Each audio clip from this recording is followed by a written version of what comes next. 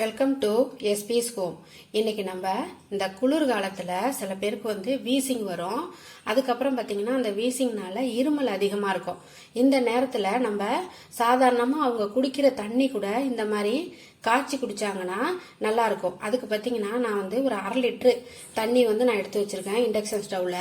இதில் பார்த்தீங்கன்னா நம்ம கறி மசாலாவோட இருப்போம்ல, ஒரு பட்டை வச்சிருப்போம்ல, அந்த பட்டை ஒரு துண்டு அதில் போடுங்க. ஒரு 4 கிராம்பு அதில் போட்டு நம்ம ஸ்டவ்வை ஆன் பண்ணி அந்த தண்ணியை கொதிக்க வச்சுக்கணும். இப்போ அந்த தண்ணி கொதிச்சோடனே நம்ம அந்த தண்ணி சுண்டணும்லாம் அவசியம் கிடையாது. நல்லா கொதிச்சோடனே அதை அப்படியே ஒரு மூடி போட்டுட்டு வெதப்பா அந்த தண்ணியை நீங்கள் குடிச்சிட்டு இருந்தாவே போகிறோம். அந்த இருமல் நமக்கு கண்ட்ரோல் ஆகிடும். இப்போ பாருங்க, இந்த தண்ணி நல்லா கொதிச்சு அது அந்த தண்ணியோட கலரே மாறிடுச்சு. இந்த தண்ணியை நம்ம வெதுவெதுப்பா நம்ம சூடு பொறுக்கிற அளவுக்கு நீங்க குடிச்சுக்கிட்டே இருந்தீங்கன்னா வீசிங்கும் குறையும், நமக்கு அந்த இருமலும் கம்மியாகும்.